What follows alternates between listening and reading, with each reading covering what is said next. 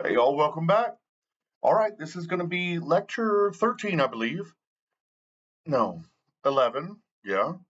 Social Cleavages and Political Parties, chapter 14 of the book. So, this one is based a lot on a book by Lipset and Rocan from 1967, and also modernized by Englehart in 1993, 1977, and then another book in 1997. Very, very, very big stuff about political cleavages. And so I just sort of wanted to start with, that's where all of this comes from initially. Okay. Section one is political parties. What are they and what do they do? So there are, basically four functions according to political science of what parties do for a society, right? First, they can structure the political world. It puts in place a process for creating policy. It tends to reduce instability in policymaking and create sort of compromise, right? Which is part of what parties are about. And it can spread information to the population and to leaders. Um, I would point to Hamilton and Madison warning about factionalization in Federalist Number 10. And so they sort of hammered against political parties, right? And so the very, very beginning of our United States federal experiment, post 1987, 1987, post 1787, when the Constitution was put into place, we didn't really have parties back then, but that did not last long, right? It's almost inevitable. Even when you see all these brand new societies across the world, they may not have political parties at first, but almost inevitably, things organize in this way eventually. So, as much as Hamilton and Madison warned against this in Federalist 10, it seems to happen no matter what, especially the bigger your population gets. Okay, this can also provide informational shortcuts, like I talked about, and these are what are called heuristics in sort of the social sciences, I guess. Informational shortcuts equals heuristic, Heuristic. And so basically, Downs and Fiorina and others suggested that what the party is really good for, in at least one sense, is suggesting to voters who tend to be very low information what likely policies will be backed by all of these different candidates that they've heard of, just given their political affiliation to party, right? Like if you're a member of the Green Party, you probably care about environmentalism, right? Um, if you're a member of, say, the Republican Party in the United States, you're probably like really pro business and maybe sort of conservative on social issues, right? And so, like, it's an informational shortcut or a heuristic that makes it very easy for citizens to gather information, especially in federal systems where it's not just one vote, right? It's many different votes in many different geographic locations, national, state, um, and then all of these different, right? In Texas, even the judges are elected, and so you have all these sorts of things. Okay, the second function of political parties is recruitment and socialization of the elite, right? Um, Basically, it's really, really difficult to get into a legislature or to become a president or whatever kind of political leader without some political affiliation, right? And there are a lot of reasons for this that we'll talk about. Um, but basically, especially in two-party states like the United States, the United Kingdom, and others, it's really difficult for a third-party candidate or an independent candidate to have any traction, right?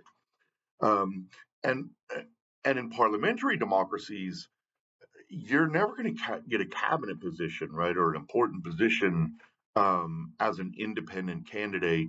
Maybe if you're one of the smaller ones that make up the coalition, and so maybe you can slip into a cabinet because they kind of owe you, right? But It's a lot more difficult if you're not a member of a large party that's going to make up the majority. Um, Party voting can be very, very important, especially in parliamentary systems where you can sort of be kicked out or you could be left off, say, the next list, like we talked about earlier. These sort of list voting where you vote for the party, or they'll just drop you all the way to the bottom of the list, right? Whereas in presidential systems, it's a little easier for third parties or independents to have a little bit of traction, especially at the national level. And I would point out a couple a couple reasons for it in the United States is because candidates do a lot of their own funding. Um, and so if you're really rich, even if you don't have a political affiliation, maybe you have a way in there. Whereas a lot of these countries have caps on how much you could spend. Primaries also make it really easy to sort of be a big name and to break into the scene. We saw that with names like Herschel Walker ran for the Georgia Senate. He sort of won really easily in the primary, though he was eventually defeated by Warnock in Georgia. And we also have gerrymandering in the U.S., which gives you protected seats, right? So if you do happen to win a seat and you're an independent, you'll probably hold it for a long time because of the way that gerrymandering works and sort of the strength of incumbency. And then also at the national level, you can sort of appeal directly to voters rather than have a party represent you, right? In many of these countries, like the party leaders are the only ones who are supposed to really talk in public. Um, but in these sort of first past the post or single member district systems, especially where there's only two parties, sometimes you can at the national level really sort of speak out. And so we saw this with Trump, where he sort of just caught fire during the Republican primaries in 2015, I guess it was. You saw this with Bolsonaro in Brazil and Alberto Fujimori in Peru, who surprised a lot of people and wasn't sort of party aligned. I would say even with Trump, like he had never really been party aligned before. Some people thought he was a Dem because of some issues. Some people thought he was conservative because of others. And sort of the same thing with Bolsonaro. Milei in Argentina is a good example now, where he's sort of running as a political outsider, where this is really not possible in a parliamentary system because the voters don't actually get to elect their prime minister, right? They elect the party, and then the party, once the government has been declared, the majority party or the majority coalition determines who the prime minister will be. So, yeah, interesting difference. The third function of political parties is to mobilize the masses, of course, right? You have some inherent problems with voting, right? So if you look at it like a math concept, you have the likelihood of voting on one side, right? V, and then this equals the benefit of voting times the likelihood of making a difference in the vote minus the cost of voting. And so, like, what is the benefit of voting in an election where there's only two parties? Um, and say you're a Democrat in Mississippi, like it's really difficult to think that your vote is going to matter. And the likelihood that, like, that probability of making a difference in the vote, the likelihood that your one vote will be the vote that pushes things over is remarkably unlikely. So that multiplication of the voting, the benefit term B times this likelihood of making a difference, L, is all but nothing, right? Because if you multiply 0.000001, right, which is the likelihood of affecting an outcome, times B, it's almost always less than one, right? And the cost is almost always going to be greater than the benefit. So um, parties really help to build these local institutions and infrastructure in local and regional areas that help convince people that the benefit is bigger than it is, perhaps, or to reduce the cost of voting, right? They'll give them free rides. Um, excuse me, they provide information, which reduces the cost, things like that. Okay, moving on. The final one is the linkage between the rulers and the ruled. So if you sort of listen to some of the courses on political philosophy, a lot of them talk about this relationship, right? Like Hobbes thought that the king, quote unquote, was above the law. Rousseau says absolutely not, right? And so do Madison and Jefferson and others. But there, you do have to understand the linkage between the rulers and the ruled, right? And so um, there's a quote from the book that says probably the central function of a political party in a democracy is to represent, articulate, and champion the interests and political causes of its membership, right? So representation is probably the most important part of a political party.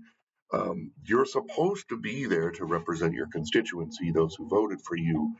Um, and the other thing that political parties allows from this sort of linkage perspective is it allows accountability, right? The more you understand who runs your government or your geographic region or whatever, the more likely you're able to hold them accountable, right? So um, political parties really help to do this, especially in two-party systems where you just have like either the Democrats are running things or the Republicans are. We know who to punish or who to reward. Okay, section 2, the party systems. Um, there's a topology of 5 different party systems, and really all we're going to talk about is a binary. You have what are called nonpartisan. These are almost always dictatorships. They do happen at the very, like a really nascent democracy, right? One that the political party system hasn't really ossified yet. And so you have the book pointed out George Washington's original term, right? Where there weren't really parties, everything was open debate, but it's also really chaotic, right? Um, there's also some tiny Pacific islands. They tend to be very, very small population places. And then, interestingly, the Nebraska legislature is nonpartisan. You're not allowed to put your party name by your name on the ballot. And it's also a singular legislative house. It's unicameral, which is the only one of the 50 states that operates that way. So, kind of a really interesting um, exception to the rule, right? Okay, you also have single party systems. These are almost always dictatorships as well. No, these are always dictatorships. So this is going to be the USSR, of course. This is going to be China. This is Cuba since the takeover in the 50s by the Castro family. Um, this is Vietnam. This is North Korea, etc. Then you have one party dominant systems.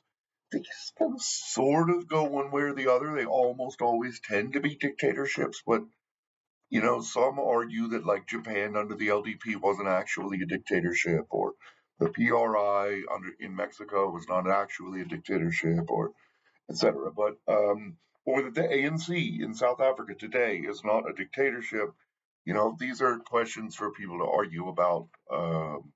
Who know a lot more about how to topologize these things that I do. Let's see. We've also got two-party systems, right? So this is, and these last two are the ones that we're going to talk about. Two-party systems and multi-party systems. The U.S. and the U.K. have two-party systems. Kind of India, but they're kind of an exception to the rule again because they have so many sort of regional ethnicities or languages, right? Um, and religions. So you've got um, Buddhists and Hindus and Muslims, and you've also got Tamils. From an ethnic perspective, there's just so many different cleavages, which we'll talk about. But also historically, it's been just two major parties, right? Congress and the BJP, which is the Bharatiya Janata Party, which is the ruling party today. Congress was in charge from basically the independence of India until the late 70s after an assassination of one of their leaders. But they're still, they have some weight around still. They're like one of the two strongest parties in their state. All right. Then we've got multi-parties.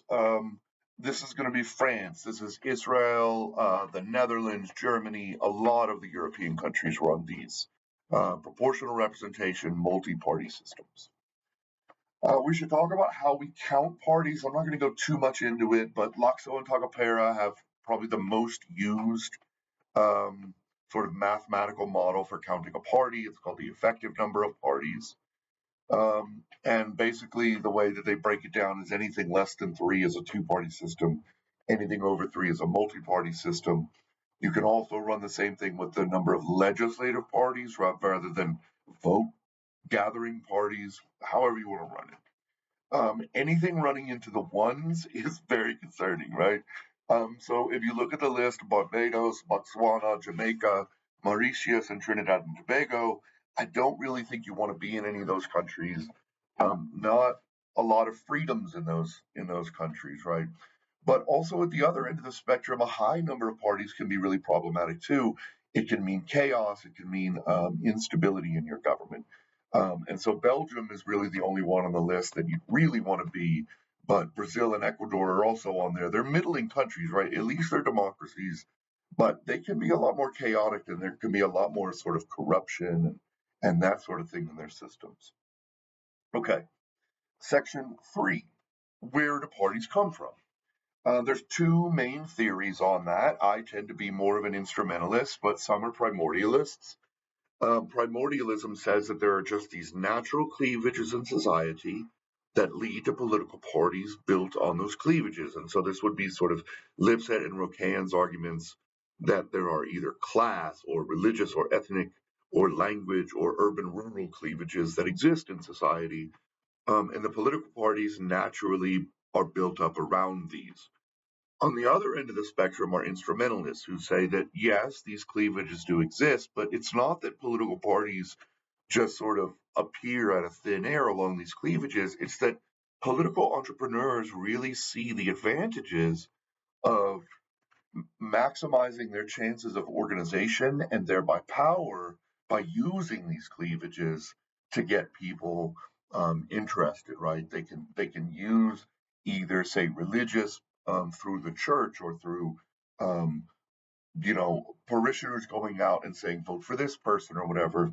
They can use language, right? Because obviously you have an advantage in language if you speak a different language than someone else in your country, organizationally and informationally, right? And so an instrumentalist would say, yes, these cleavages do exist, but the only reason the political parties sort of tend up tend to fall into these cleavages is because of political entrepreneurs. Okay, section 4, types of parties.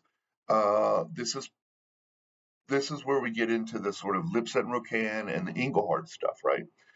And so we have social cleavages and political identity theory. I'm going to move through this stuff pretty fast and let you read it. There is a lot in this chapter.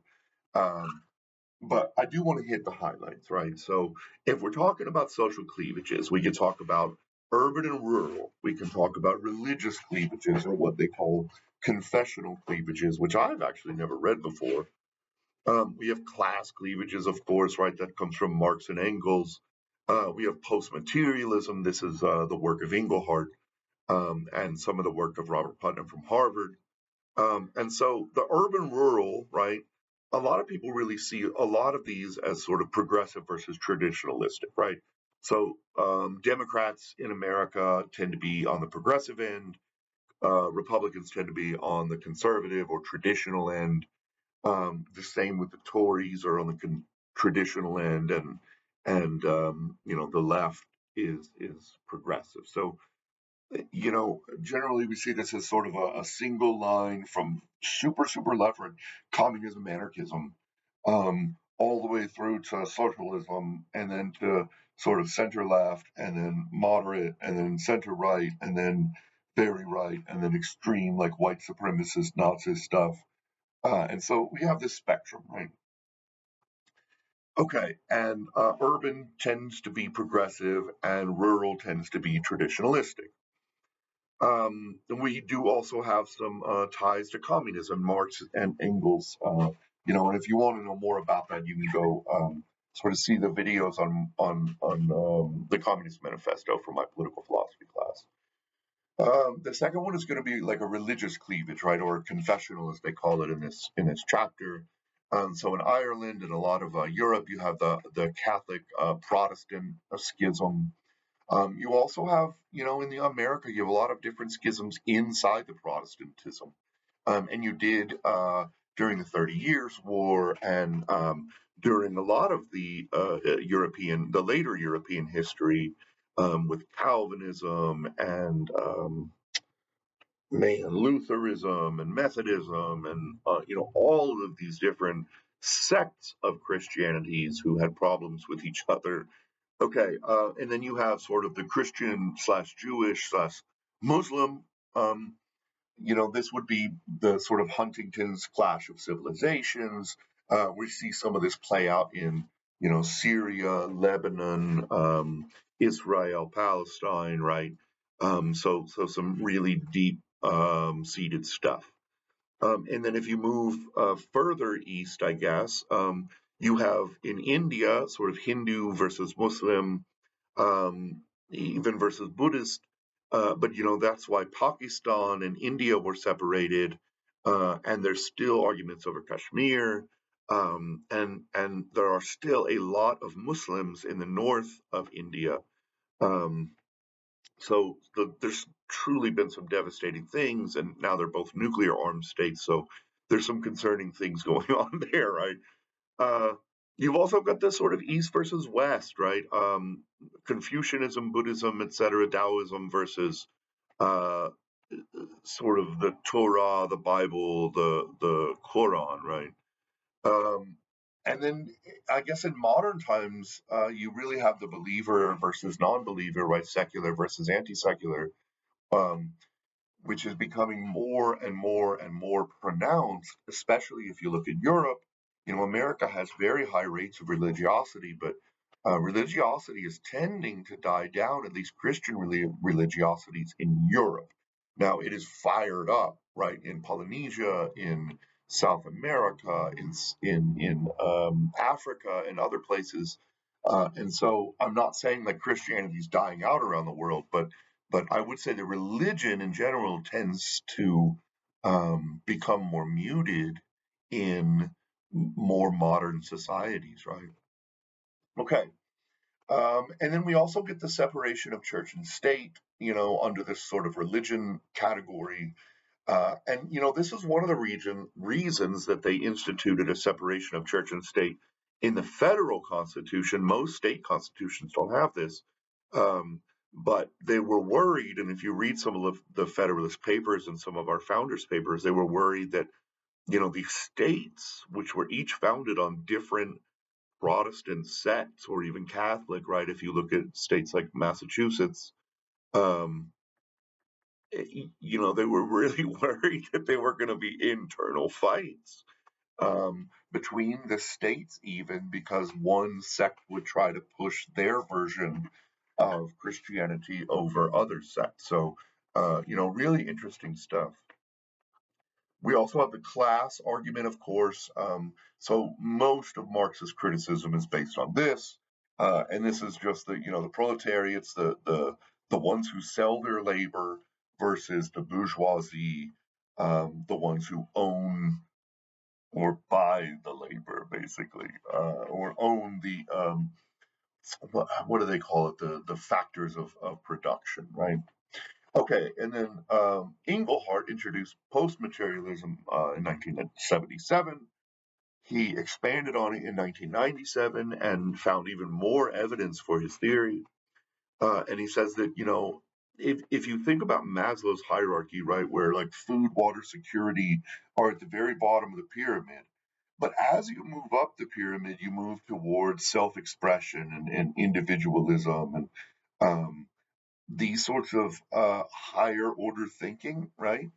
And so, in our postmodernist societies, where security has basically been guaranteed post World War II, um, people grow up with a different sort of ideas about what the state should be, what their culture should look like, what their society should look like, and it moves up towards self-expression and individualism, right? And we have these new cleavages, according to Engelhart. So on the left, you have a lot of push for multiculturalism, feminism and gender issues, sexuality and sexual freedom issues, racial equality and reproductive choice. On the right, you have a lot of sort of grumbling about immigration, national identity, and sort of white culture, right? This idea that I can't really remember what they call this, the big lie or the whitewash theory or whatever, that brown people are trying to outproduce white people and steal Europe and America. And there's some really weird stuff on the internet, but that's the far right stuff. And then finally, there's the ethnic or linguistic differences. Obviously, when you look at Belgium, you have the Flemish, the Dutch, and the Walloons or German. Um, Man, you have so many countries that have in Africa that have just completely random splits. And one of the little boxes in the textbook talks about it. These completely random splits that were just colonial lines drawn on a map that took no consideration whatsoever of geography or ethnicity or tribalism or whatever you want to call it, that caused real ethnic conflicts in the future. Okay, section 5, number of parties, Duverger's theory. So we should lastly talk about Duverger's theory and Duverger's law.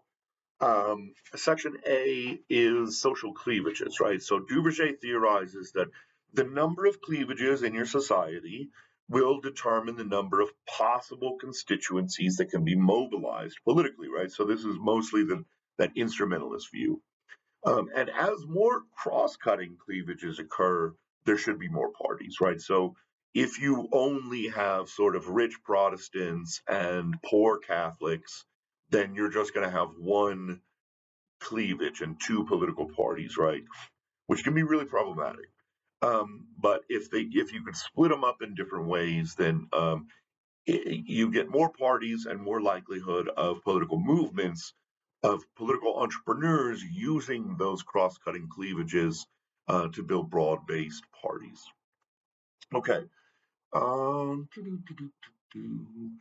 We should point out that single-member districts tend to put a brake on this likelihood, right? It makes it really hard for the number of parties or effective number of parties or whatever you want to call it to expand beyond two, right? Okay, you know what? I'm going to leave it there. Thank you so much, and I'll see you tomorrow for the final chapter. So everyone have a great day. Thanks so much for being here.